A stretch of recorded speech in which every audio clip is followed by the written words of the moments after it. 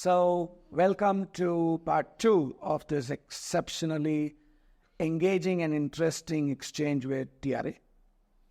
And in this, we're going to be talking about his stint as an entrepreneur, about the jet-setting ways, maybe like a James Bond.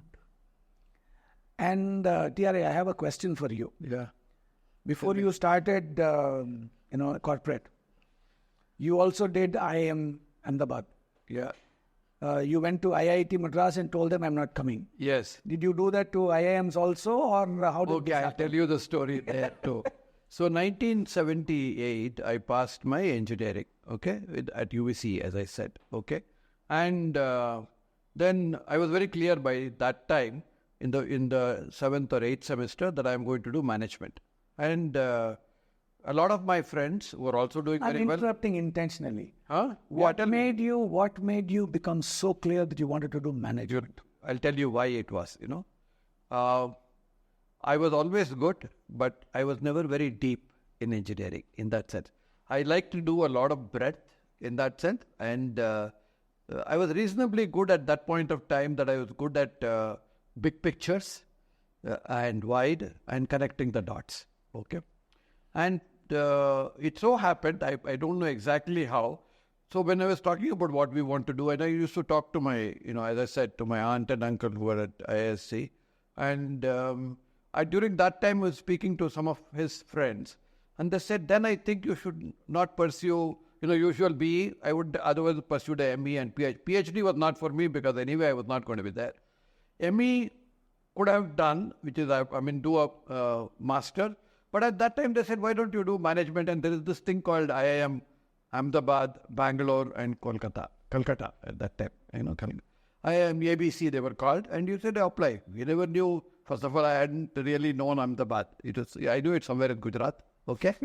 And they said, this is good. Why don't you try? And it will help you to do general management and do what you think it is. So I said, yes, I think that's what I want to do. Second is, a lot of my friends who were good started writing to US universities. There was no internet or anything. So they were going to do their masters. But then you have to fly to the US and then it's going to cost you money.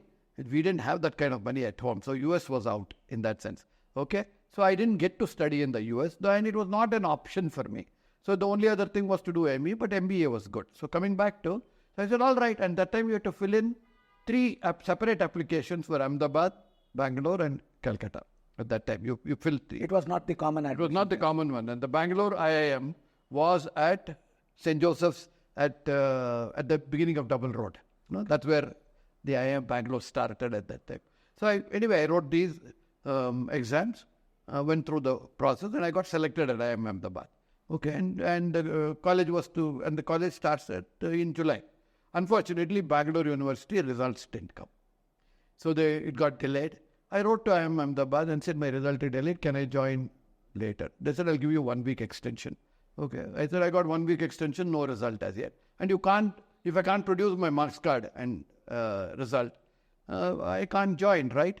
They gave me another way. I said, pleaded with them again, all this through telegrams at that time, And I was very keen to go. But so this is the 1980 batch, 78. To give 2 weeks extension, no result. So they said, sorry, we can't take you in this year. Okay. Please apply next year. Okay. I was quite disheartened. And so I'll come back to this. And actually it was, I think, very good. So I had to do something and I joined a company called PSI and I'll come to actor. But to complete the IIM story, I said I will write again next year. Okay. And this comes to your point in terms of having clear goals and surety. And this time I applied only to IIM Ahmedabad, only to one institute. I wrote the exam, came to the interview, okay? And the interview was still here at the Institution of Engineers, I remember. And the professors asked me only 3 questions, okay, at that time. And one of those 3 questions, I still remember, what are the flowering trees of Bangalore? Okay? And the other 2 were where are you working, etc. And said, interview over. I said, what? It just lasted 3 questions and about 4 minutes was the interview. That's all. I said, I'm gone this time. Okay, I won't be able to get through, etc. But then I got selected at IIM Ahmedabad. After I joined there, we all got introduced. Then I recognized one prof there. It was a Professor Amarlal Kalro in the production and quantitative methods, PQM. Very gentle, very expert professor. Then I recognized him, but I didn't know his name at that point of time. And so he was in the interview. I said, sir, you were a professor, you were in the interview. He said, yes, I remember you, he said. I said, you were the same professor with whom I was corresponding for extension. Okay.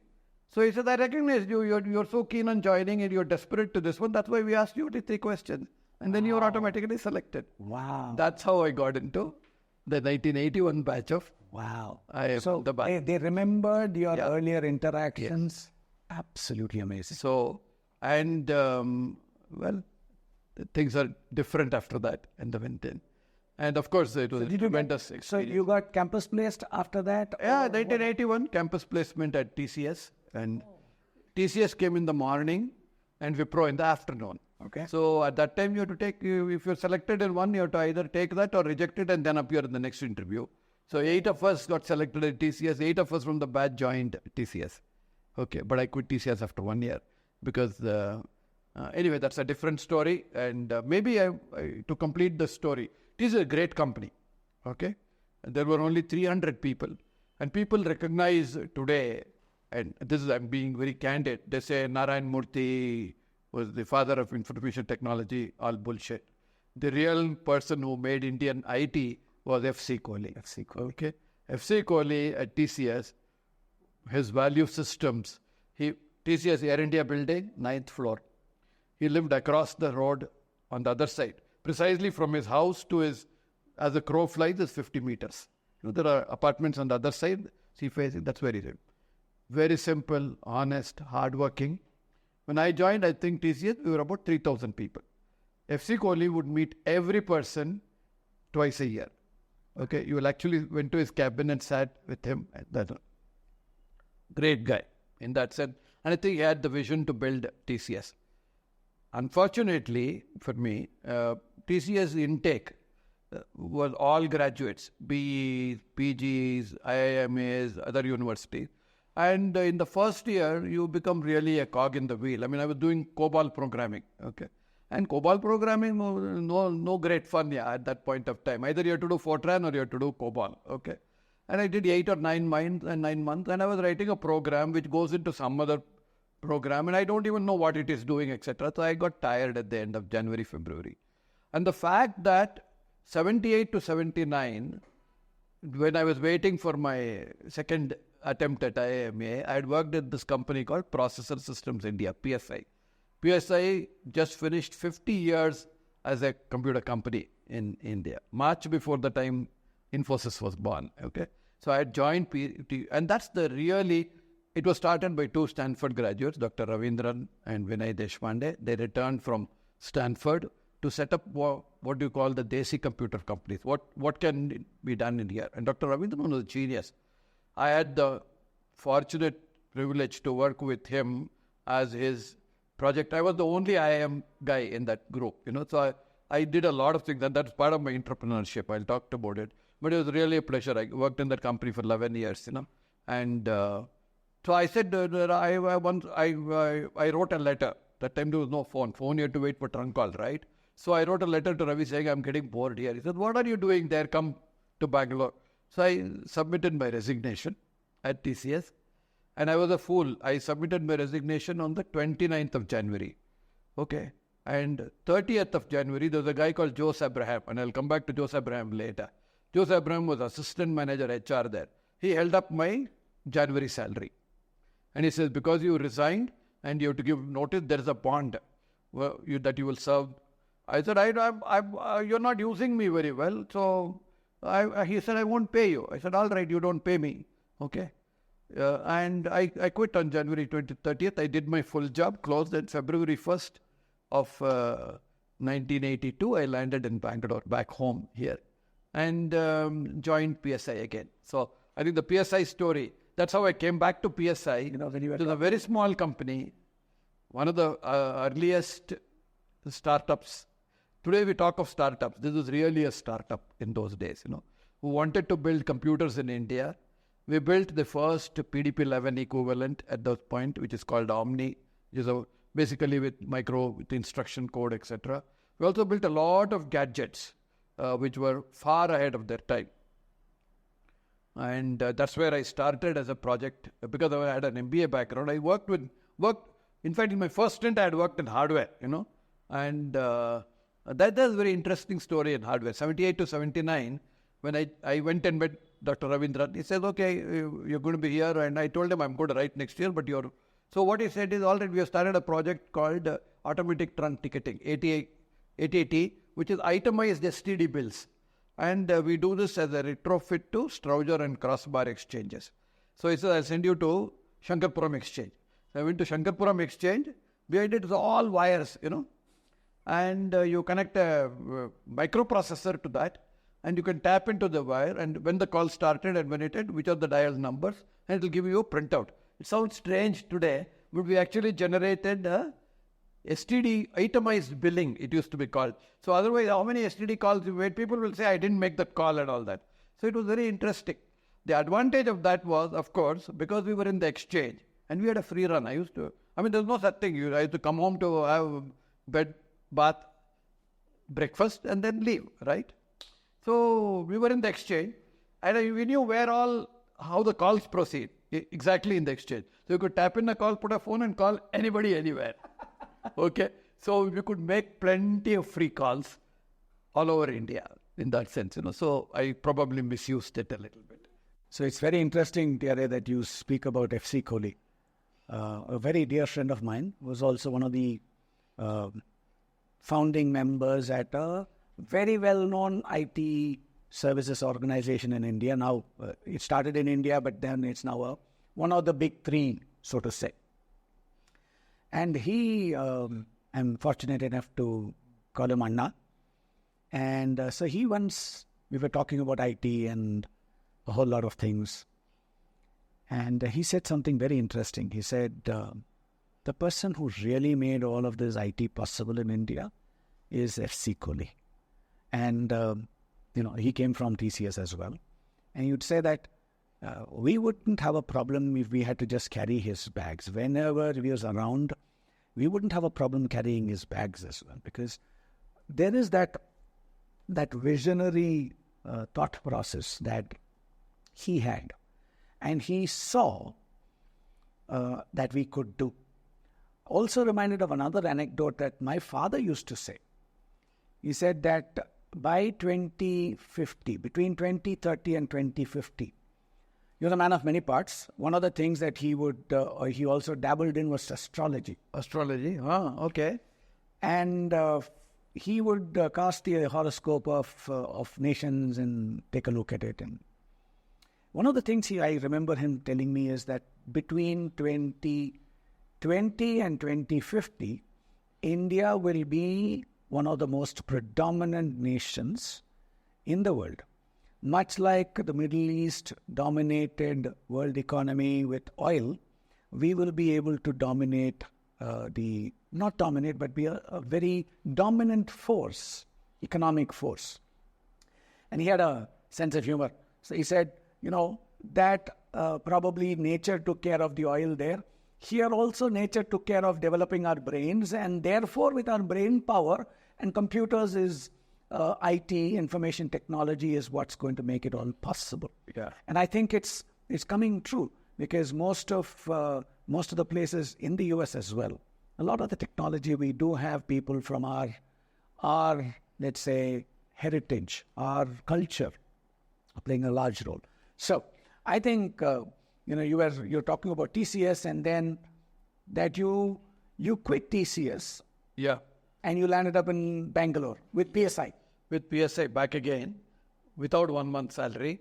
And that too, people today might wonder, but after graduating from IIM, can you guess what my salary was at that time? I will not take a guess, because I know. Yeah. Therefore, I will not say anything then, because if it was in 4 figures, it was a big sum then. It was a big sum. It was almost. It was 1,200 rupees a month at that time with 10% HRA if you produce the rent receipt. Correct. And if you don't have a rent receipt, you don't do this. So because I was staying with my aunt and I couldn't produce a rent receipt, okay? And therefore I got only 1,200. But there were a lot of people who would write out a simple receipt and submit it and claim that 120 rupees. So first lesson, I never did that in a sense. So you need to be clear about and this was my first job and almost first job, right? In that sense. But I think you have to be very clear that whether you want to do or not. But I was very happy. I used to take the bus number 81 from Worli Seaface to Mantralay, what is known as Churchgate, walk to TCS office, and in the evening, this is an anecdote. I'll tell you why I love this. In the evening, from Air India building, we used to walk to Homi Modi Street to the Tata House, and we would play billiards there. Okay, in Tata House, which is the headquarters of the Tatas, there's a clubhouse, right? So all TCS members, employees were automatically members. We would play table tennis, this one. And we used to see a lot of the stalwarts walking in and out there. I think the future leaders of the Tata group there in that sense, So I think in a sense, even the short stint that was there was enjoyable in TCS. So let's come back to, but it was not satisfying from a point of view of contribution. And I thought I could do much more. Yeah. So I think recognizing, I'm not saying you switch job. This was the only time I switched a job after 1 year because the rest were all at intervals of 10 years. I spent a decade each in my next 3 companies, right? Okay. So probably 10 years and came back to PSI now I call my corporate stint as entrepreneurship because I think, and you will see why, I like to join companies which are small in that sense, right? So maybe TCS even with 3,000 people was very big. PSI had 20 people probably in that sense, 20, 25 at that point of time, hardware, software. And I said I will do projects there and also sales in that sense. I was also a sales guy. And we built a lot of products at that point of time. Remember, this was the time when IBM had left the country, and we wanted to do indigenous computers and all that kind of stuff. 1977, IBM and Coca-Cola were thrown out of the country, at that point of time. And therefore, there were a lot of companies. To name the companies that were the top 5 at that point of time was DCM, HCL, PSI, ORG, and I think it was ECIL probably. I'm not familiar. I may have missed one. Of which DCM is no more. DCM also used to be DCM. DCM I mentioned. Yeah. DCM, HCL, ORG in Baroda, PSI, and I forget one more. I may be mistaken. Anyway, you can excuse me. It's 50 years ago. Okay. Of which DCM doesn't exist. ORG also I think got merged or lost. PSI still exists as PSI Data. We just celebrated 50 years in December last year in probably the first company to celebrate the golden jubilee here. So PSI was very small, but these, Dr. Ravindran especially, the chairman, founder, was exceptional. His thinking was far ahead of its time. And the products that he thought of at that point of time, including computers which could be used for data processing and data analytics with business impact and speed, velocity of business. For example, my major customers were banks, Citibank, Grindlays Bank, and Hong Kong Shanghai Bank. I forget, there were a couple of other big US, all these banks and were our customers because we built products for them which automated a lot of things. For example, Telex for fund transfers was a box which enabled you to do fund transfers very quickly. We built a message switch for them. Message switch would allow you to send a message from one device to another device. It sounds funny, but that was built at that point of time, which already got the velocity of business. Then there were airlines for which we built a lot of software which worked on the principle of you take the airlines, people pay money, but then there is a lot of money which is available as float, in the sense before it is actually consumed. So we built a float management system for airlines, things like that. But several of these products, And the biggest product was the automated trunk ticketing system.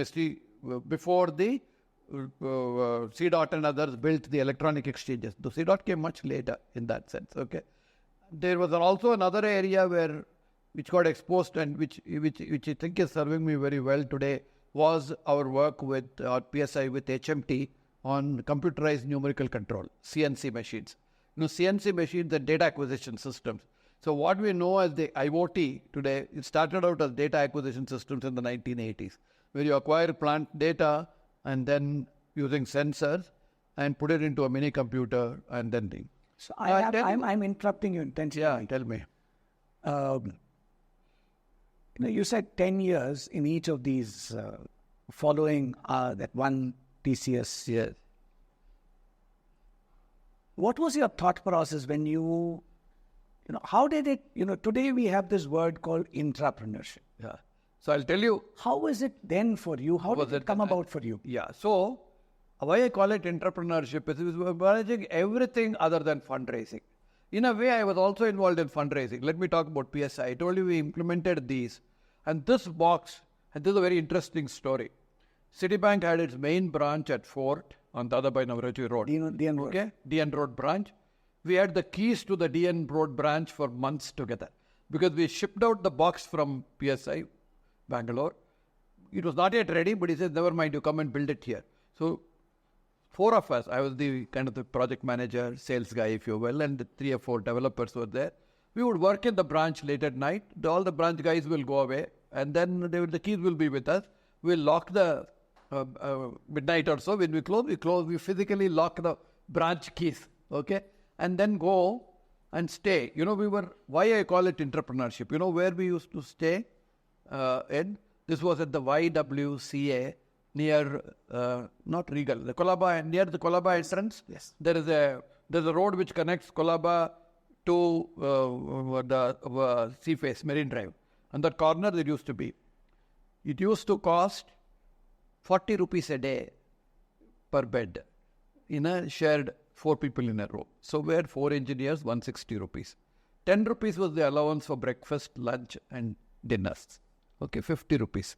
All right. So the cost was 200 rupees, 50 into 4 people, 200 rupees per day into 36,000 rupees. Okay.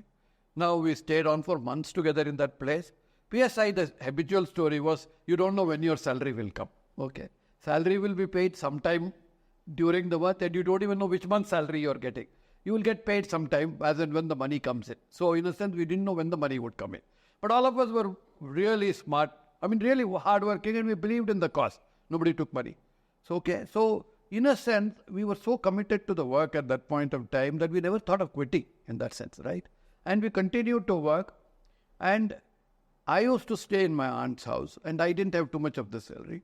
By the time 3-4 months had built in and we had to pay the YWC and so on, there was a period at which we had built up a whole lot. So I remember now also, for about 3 months or so, I paid out from my account 18,000 rupees or so for the backlog of payment till, forget about getting salary, you had to get allowance for the hotels.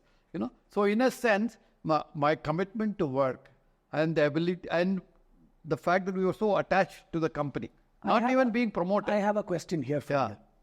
This trait that you were an employee, yes, and yet you took on the responsibility of paying for the company even when you are not being paid salary. Yes. My question is in 2 parts. Yeah. First part, did everybody in PSI do that? 1.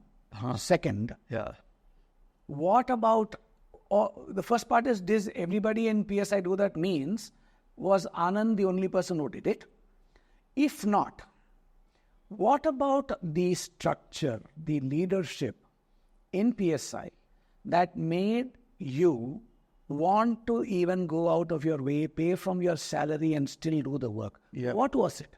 Okay. Was it the individual or was it the organization?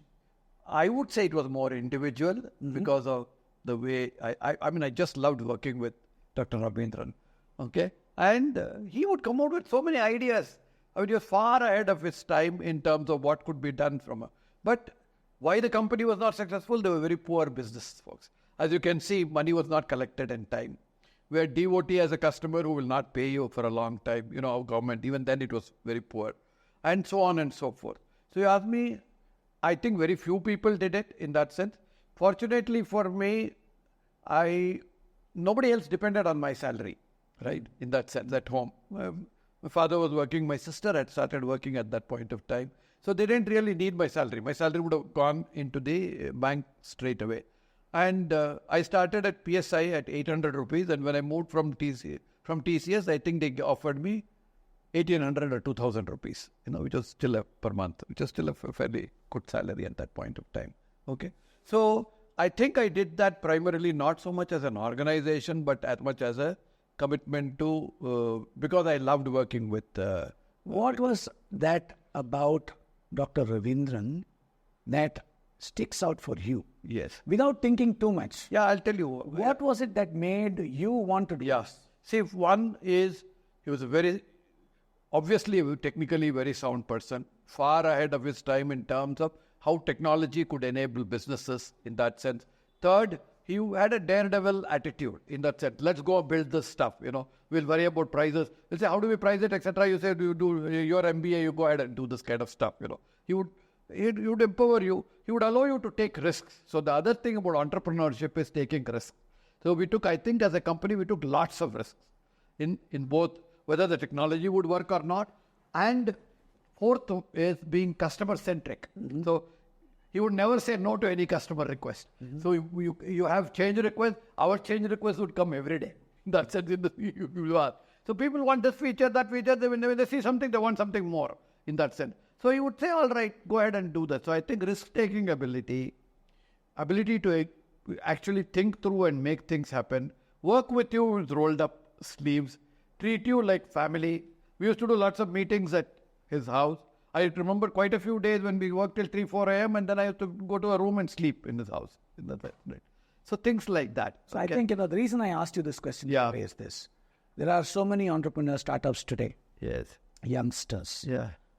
Built on the platform that people like you have made possible. Yeah. FC Kohli and the doyens of the IT industry and all industry in India. I think the human aspects of what you mentioned right now, I don't think they've changed with time at all. Yeah. That today also, if I were to inspire somebody, first and foremost, I need to treat them as human beings, not as human resources. Yes. So human beings, so it is a person to person. So relationship is important. Correct.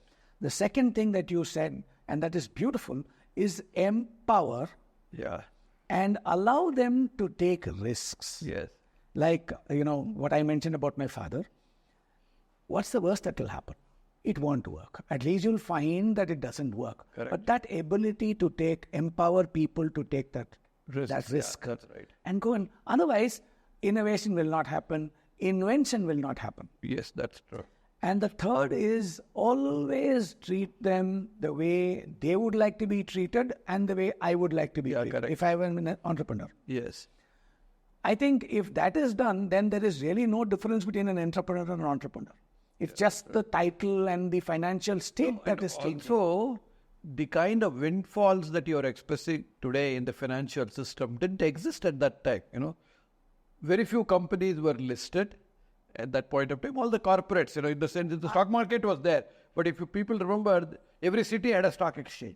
There's the Bangalore Stock Exchange, Chennai, Madras Stock Exchange, Bombay Stock Exchange, Ahmedabad Stock Exchange. And people used to, do trading using fingers, right?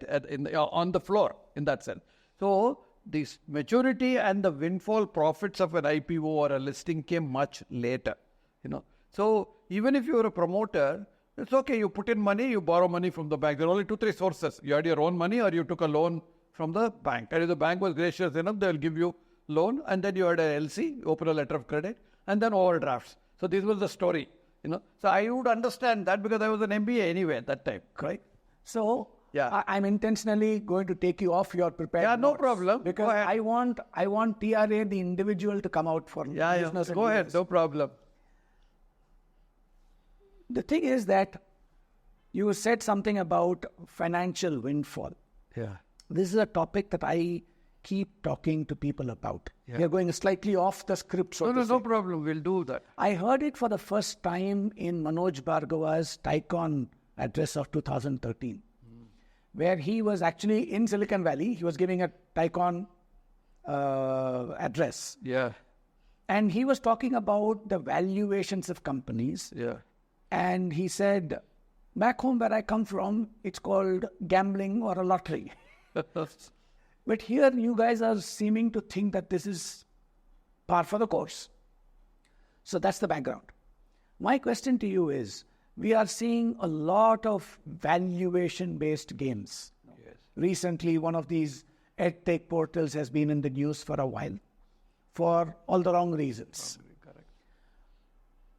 My question to you is this based on any fact, or is it just a lottery kind of potential windfall, something will drop from the sky kind of thinking that makes these valuations possible?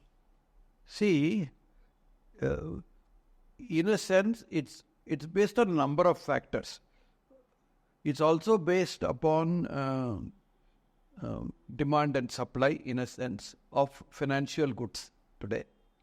Third, it's also based upon the fact that a lot of the today's world has a get-rich-fast philosophy, in a sense. So how do you do that? Which brings you to multipliers. In a sense, it's based upon future, a glorious future, as opposed to past data, which is based upon past achievements, and therefore this is what it will be. In the past, and this is possible, all of this is all possible, and I want to talk about it a little later, because of disruption that's happening. I think the key word here is a lot of disruption happening, because the first industrial revolution, and I'm going the first industrial revolution lasted about 2 centuries. The second industrial revolution lasted about a couple of decades. The third industrial revolution with computers and robots, etc., lasted 2 decades. The fourth one with internet and what's happening today is probably 1 decade, but now you're going to see about 3 disruptions every decade. That's going to happen. So we'll come to that in a little while. Because of the velocity of change, because of these disruptions, and also the maturity of the marketplace. And second is wealth creation.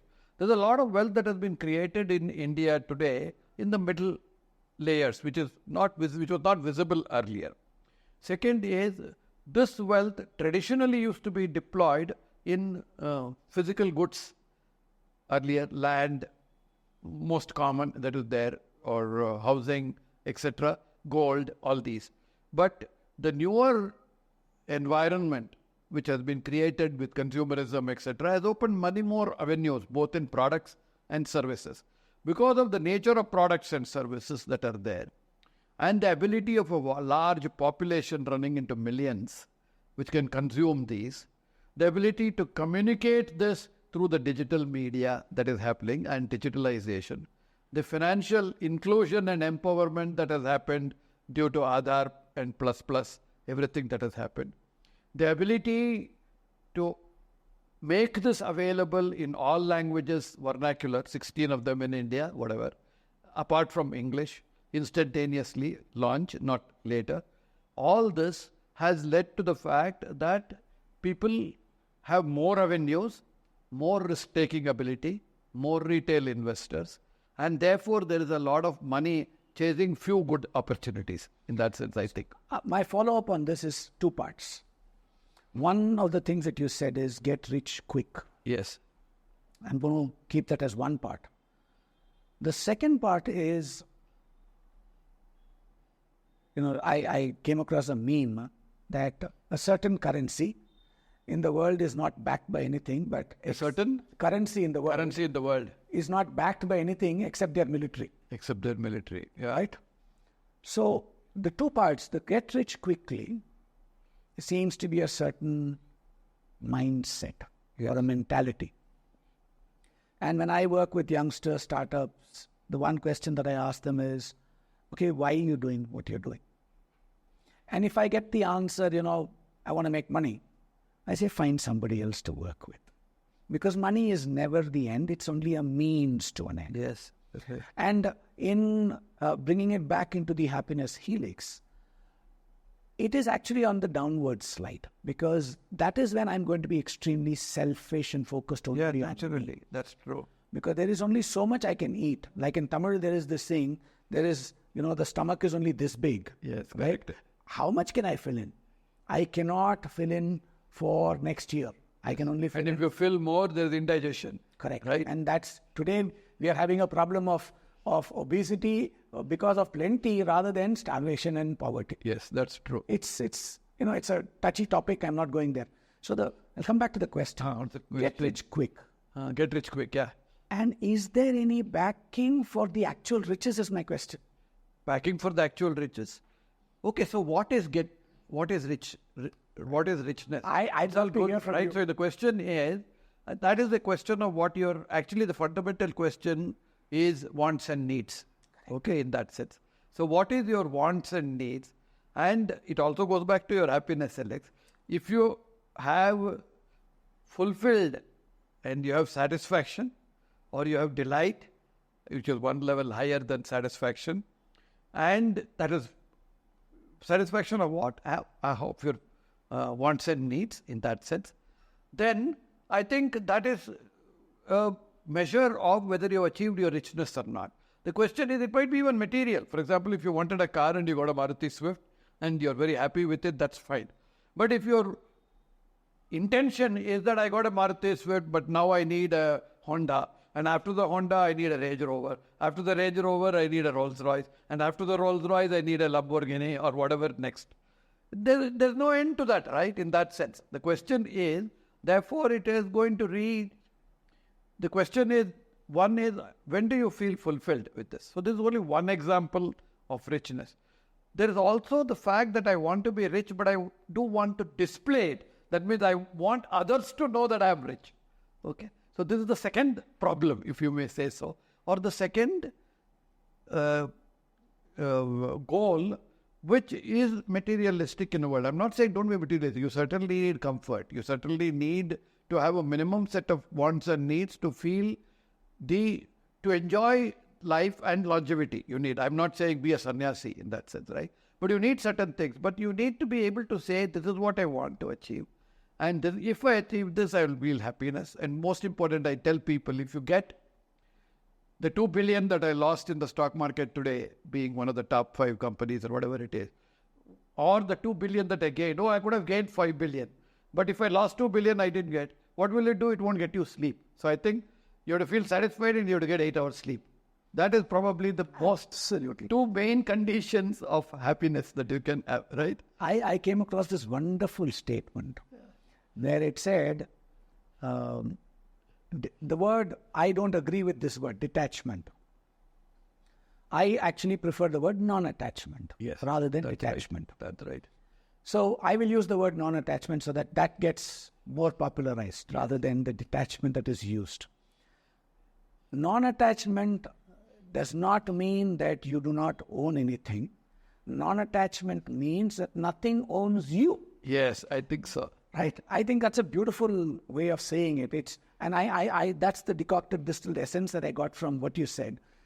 It is not wrong to want to have a few things, want to achieve a few things, but it should be for the right reasons, not to show that I've arrived in life or that I've achieved something in life. Because if I have to show that I've achieved something in life, it means that I'm inherently inside I'm insecure. Yes. So the more I feel insecure inside, the more I will show off outside. So let me come back to the question. How come? The valuations. Is there any backing for the valuation is my question, or is it a lottery ticket?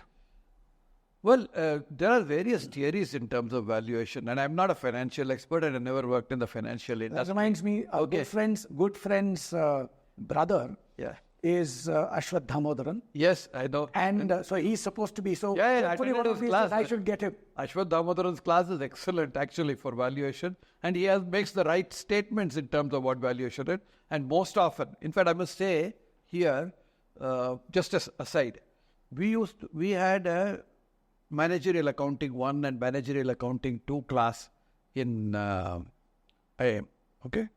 And I'll come to some of these fundamentals, and I'll probably come back to your question. But since you triggered this, and we had a professor, Srinivasan, I think it was Srinivasan. Must have been a good man. Oh, no. The name itself says he it. taught at Harvard Business School and he came. Srinivasan. At Manac 1, he taught us all the, sources of funds, uses of funds, and balance sheet and etc. And he tore up the ITC balance sheet in the classroom, after having fully dissected it.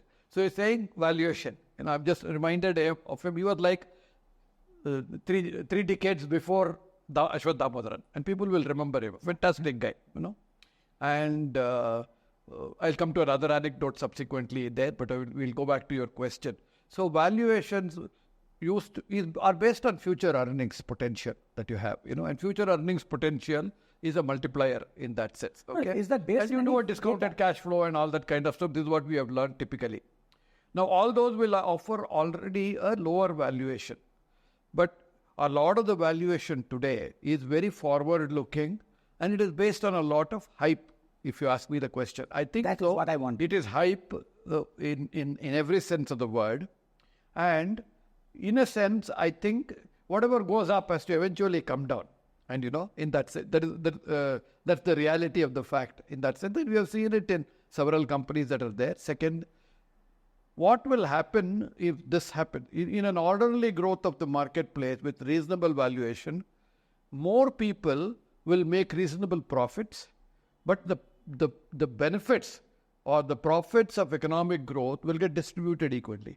Now what will happen is a lot of the speculators and those who took up the valuation and got off the bus will make the profit. So there will be more profits made by a few people, and a lot of the others, especially retail investors, is my belief, who are chasing today, and I'll give you an example, are going to lose, because if somebody has to gain, someone has to lose, right? Today, 40% plus of the retail investors are from the Hindi belt today, in that sense.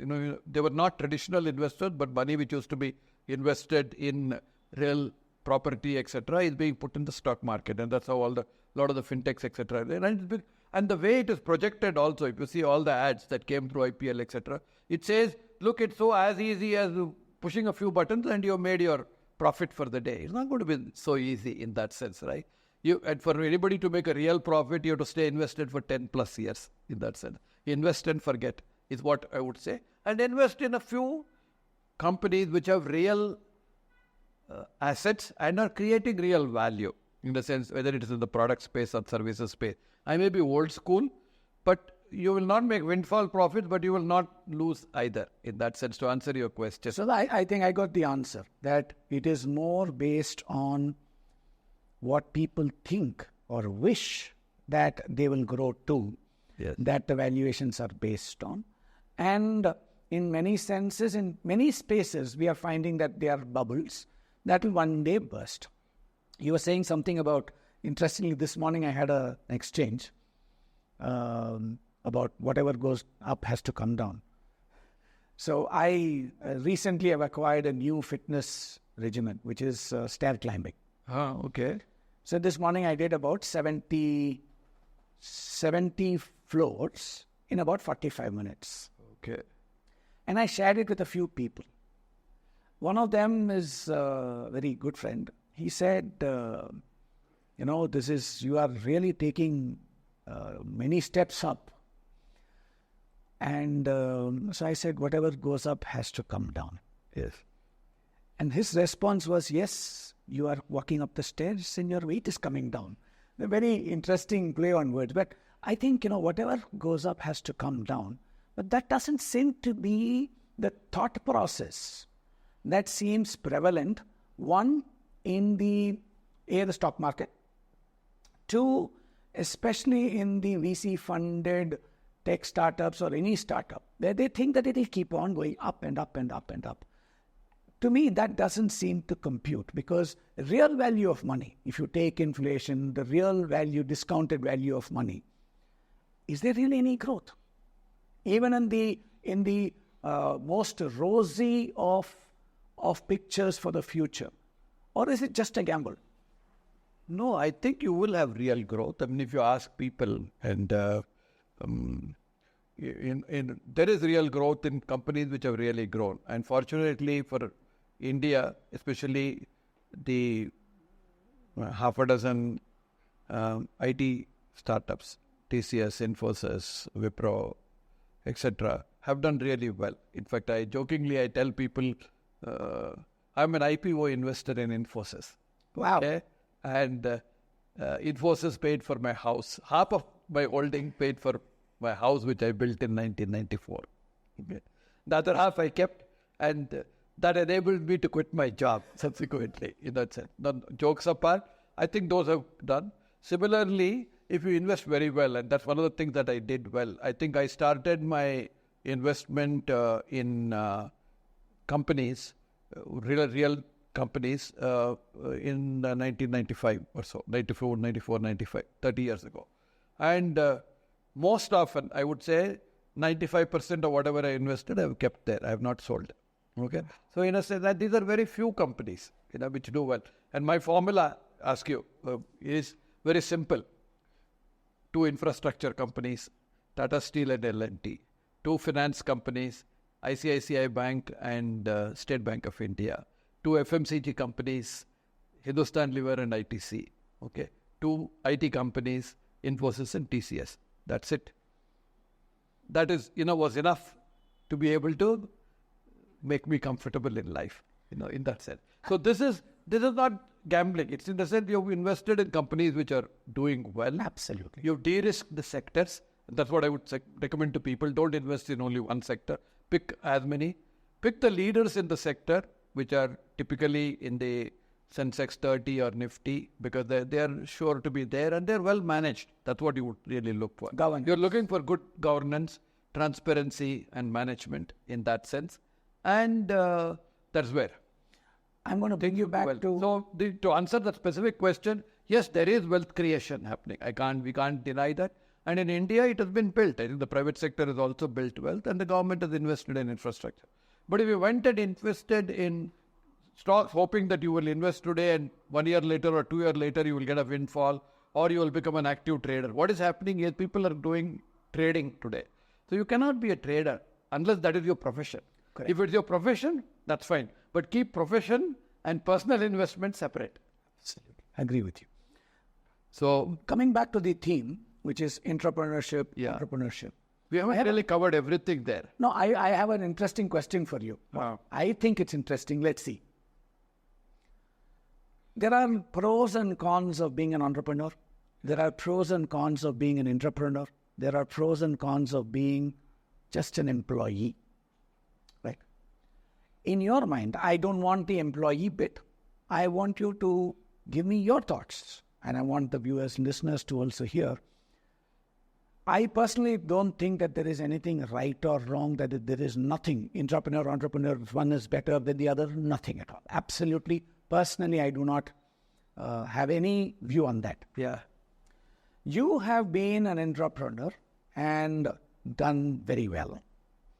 And you coach entrepreneurs, you mentor entrepreneurs, and thousands of them. My question to you is, what are the pros and cons of being an entrepreneur? What are the pros and cons of being an entrepreneur? So that, in both groups, people will, and what are the traits? More importantly, what trait makes for a good entrepreneur? What traits make for a good entrepreneur? Yeah, good. I think, I'll try to answer it. So quite a difficult question, but... so it's an interesting question. It's an interesting question, I think, and it's also very situation dependent. That's the first thing that I would say. If you're asking today, the answer is different. If you ask the days when I was in my younger days, which is in the 1980s, 1990s, and even 2000, if you were, entrepreneurship was not very well known also. People knew businessmen. Businessmen meaning a certain community, a certain mindset are businessmen. Tambram cannot be a businessman in that sense.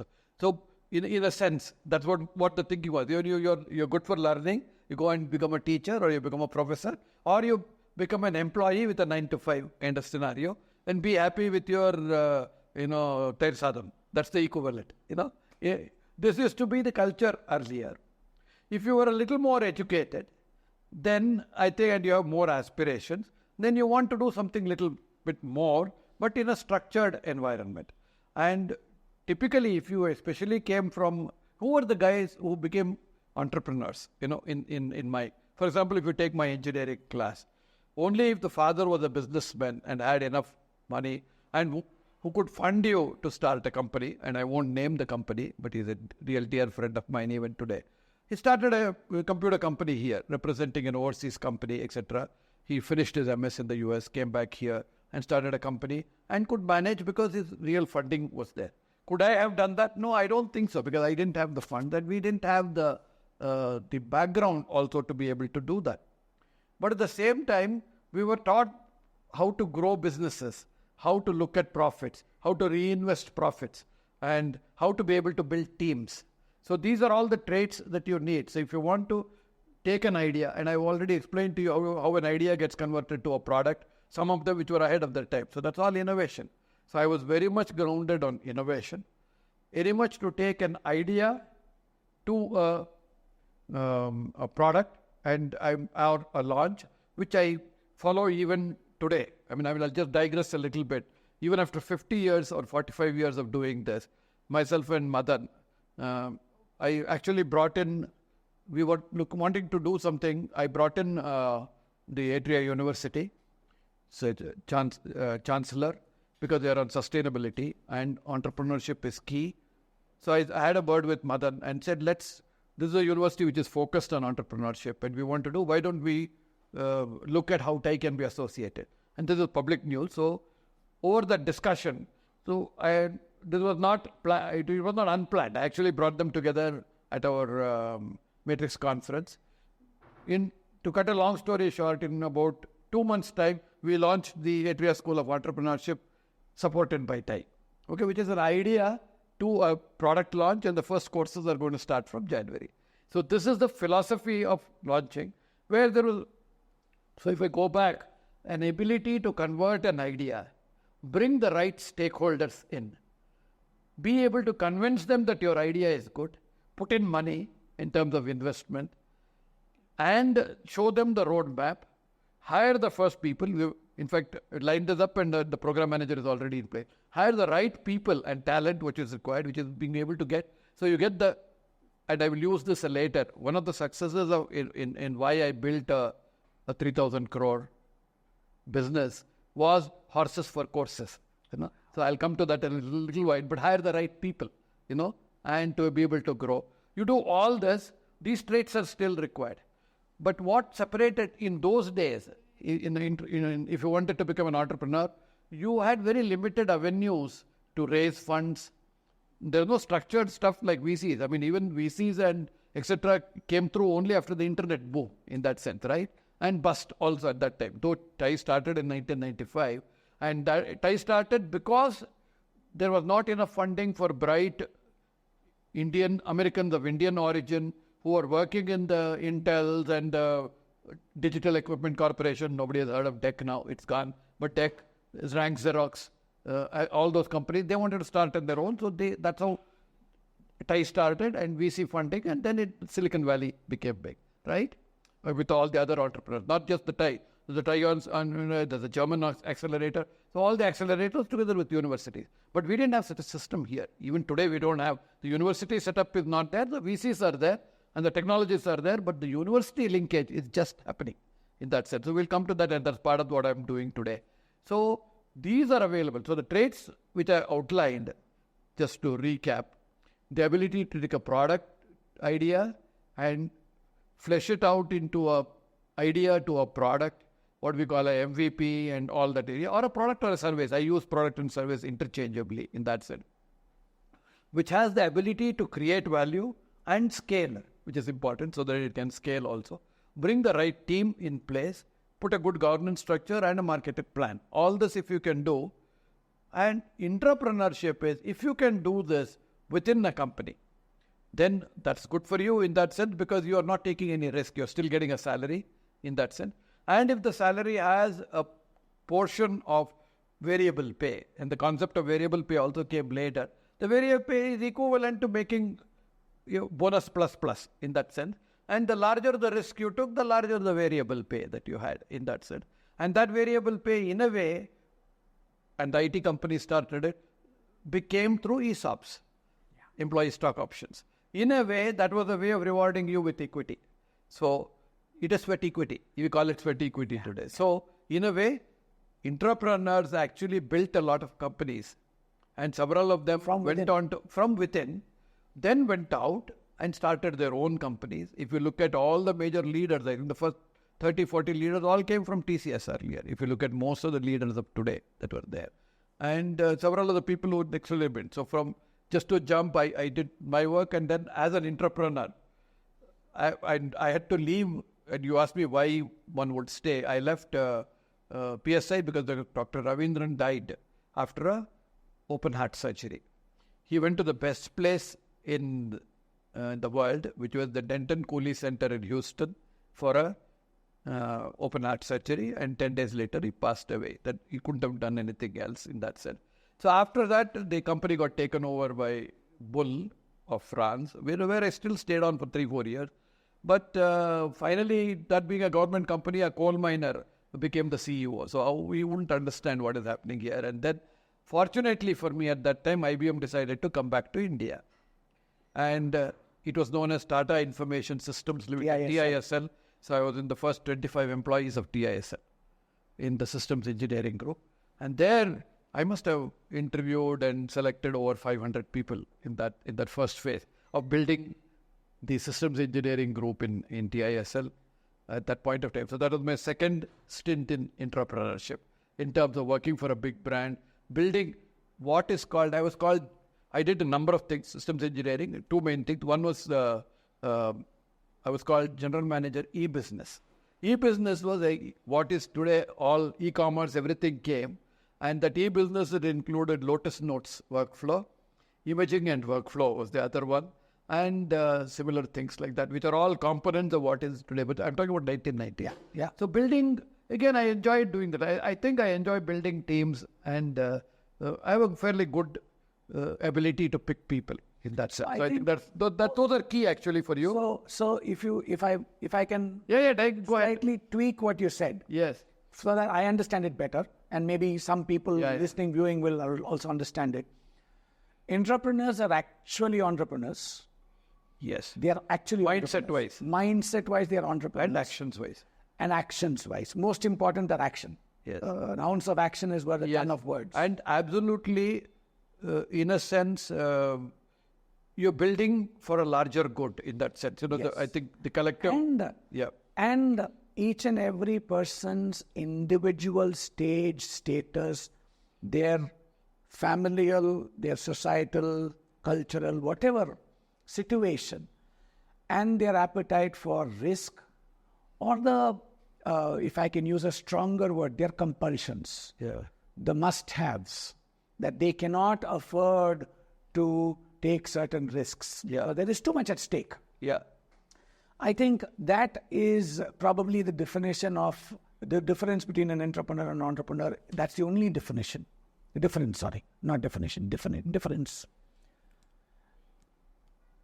So you said something about... but then things have changed a little bit now in that sense, because today's... if you fast forward to today, and the situation has also changed because compared to when I was, or when we studied, or you studied, etc., the number of graduates that are coming out, and I'll just shift to what is happening and why I moved from software to education. So I'll come to that, but if you fast forward here, there are 1.5 million engineering graduates, 15 million all other graduates. As per a lot of the statistics, graduates are degrees today, which is paper-based knowledge, not necessarily even skills. And I distinguish between skills and competencies. Skills are specific usage of a tool, but what you apply, so for example, you know how to use a hammer, but which nail to hit and when to hit with what force will make it a competency, between an ordinary carpenter and a craftsman in that sense. So competencies are what are required today, but unfortunately that is not being taught. So that is situation. But because there are so many, you cannot really expect. And second is because of the demographic profile of India today, you need to have a lot more people. The government cannot create jobs. Private sector cannot create jobs, especially manufacturing sector is with high automation and robotics and humanoid robotics and everything that's come. It's not going to employ a lot of people. Therefore, the employment has to primarily be driven by the services sector, which I think there is a lot of potential, especially in healthcare and hospitality and all these areas. But because of this and another trend which I will talk about, the DDD, just park it for a minute now, and we will talk about it a little later, creating your own employment is probably the best. That means be a job provider, not a job seeker. It's probably going to be important today. In the sense, you become an employer. And how do you do that? You become an entrepreneur. Fortunately, the support for students at this stage, at least in the progressive institutes, entrepreneurship has picked up a lot today. And you can actually graduate with a company, as I say, in that sense. Very few and far between. But more important for us is to come to mass entrepreneurship, which is taking away entrepreneurship back to the, not villages, towns, tier 2, tier 3. Otherwise, the migration will happen. And I think one of the worst things that the present government did was to create 100 more smart cities, which essentially encourage people from tier 2, tier 3 to gravitate to cities. So the urban population increase was caused by the first wave of creating more urban centers, which is probably the wrong thing to do because urban cities already have their own challenges of housing and a variety of other costs that are there and underemployment. So I think entrepreneurship is available, but we probably need to move to mass entrepreneurship and a circular local economy, which is within the area. But that's another story. We will come to that. So back to your question. Mass entrepreneurship, very interesting last thing that you said. What does that signify for you and how does that pan out?